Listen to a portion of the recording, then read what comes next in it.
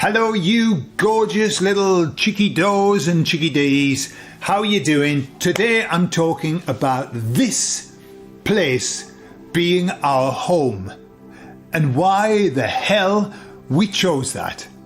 What were we thinking? I'll tell you all about it on the other side.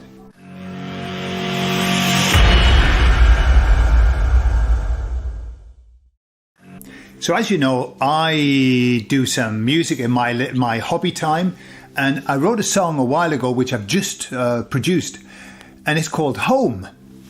And the idea of the song, and I'll pop it on at the end.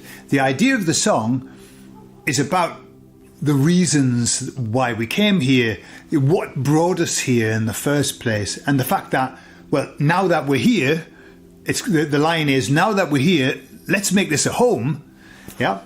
So I was thinking about this with when I was out talking to the Emissaries, and I said to them, have you any tips to help us to make this a home? What can help us to be more accepting of this crap shit place in which we find ourselves? You know, what can help us put up with it? Basically, that's what I was asking for. And they said, yes, we can give you advice. Some of them have been here before. Some of them say that they've been here. So they're in a place to be able to give advice. And they said, it all becomes so much easier when you understand that you chose to be here. This wasn't forced upon you. This was an absolutely voluntary effort on our behalf. And I said, but why would anybody choose this? Why would we choose it? And they said, you choose this because when you choose it, you're in a place where you have unlimited resources. You're in a place where you're connected in a way that you're not connected here on the earth. You're in a place where you're okay, very centered. And so you're able to make that decision. They said, let's give you an analogy, which I thought was a lovely analogy. And they said, some people want to do a parachute jump. And they make that decision when they've got both feet firmly placed on La Madre Tierra, yeah? On Mother Earth. And they say, I want to do a parachute jump. And so they pay the money, they takes the chance. And then later, they're up in the air. The doors are opened. There's a man that they're strapped to a man's willy, basically. There's a man with his willy in the back of them, clutching them, saying, we're going to jump in 3. And they say, no, I've changed my mind. I don't want to do it. The emissaries said that that's where we are. That's the difference. When we make the decision, it's fine. It's absolutely fine. But when we actually come and face the reality, it's quite another thing. So I said to them, so do you think we make the choice to come here rather naively? I was being clever. Rather naively, imagining that when we're on the other side in that beautiful place, we have naive thoughts. And they said, absolutely not. The decision is not made naively. They explained that when we make the decision, we have all of the information available to us. We know exactly what it is that we're getting into. The difference is, as they say, that we know and we feel certain things that when we're here, we forget. And they explained what those things are. They said that when we're there, we know that everything is going to be all right. Everything is going to be all right. We know when we're there that this is not real, that this is fake. It's a fairy tale. When we're there, we know that when we come here, we have resources that we have no idea that we have here. Unlimited resources, tons of help. And so when we make the decision, they said that we make the decision with our eyes wide open. We are not tricked into it. We know what it is that we're coming to. And then we get here and we fucking forget the lot. We forget it all. We have glimpses.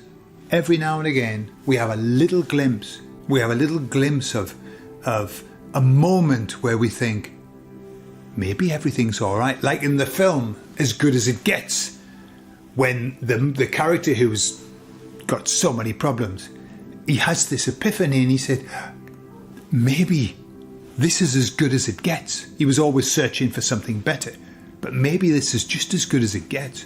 But generally, we forget all of that beautifulness there, and we're here thinking FML, which in other terms, longer terms, is fuck my life. Yeah, fuck my life. I don't know whether you've said that. I've thought it a couple of times. I try not to say it just because it sounds so bad. But sometimes I've looked and thought, fuck my life. However, it's all fake. It's a fairy story. It's pretend. And we chose to be here. And so that is the advice from the Emissaries. Just remember that you came here because you knew it was going to be all right. So if you knew there, trust here, even though you don't feel it always. And we don't always feel it. Some days are better than others, are they not? Sometimes we think, this is really quite nice. I think that loads, absolutely loads. Do you know when I don't think that this is probably all very nice?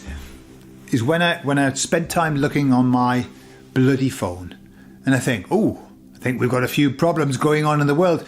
And then I go into the countryside, I take my dogs for a walk, I say hello to the neighbours, I go and do the shopping. That can make me depressed, looking at the prices and the crap that they put in the food. But other than that, generally, if I didn't spend time on my phone, I would probably think that everything was beautiful about 90% of the time. I don't watch the television. So maybe the reason I'm having these miserable moments is this bastard. I'm going to do less. I'm going to do more music and do less. I'm going to do more hobbies and I'm going to do less phone. Definitely. What about you? What can you do to make yourself less miserable in this arse of an existence in which we live? I love you all and I'll speak to you all later. Bye-bye.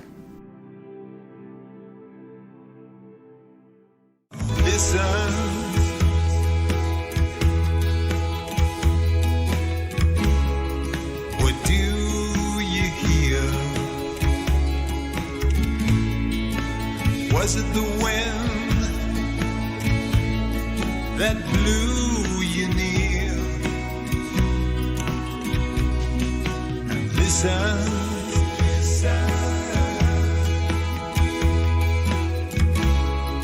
what do you feel? Was it the fire that you came to steal?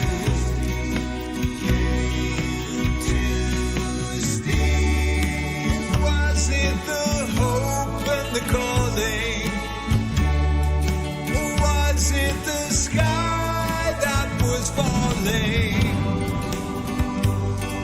that brought you here, that brought you near? But now that we're here,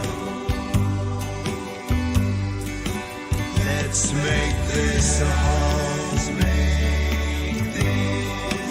Let's make this a home. Let's make this our home. Let's make this our home.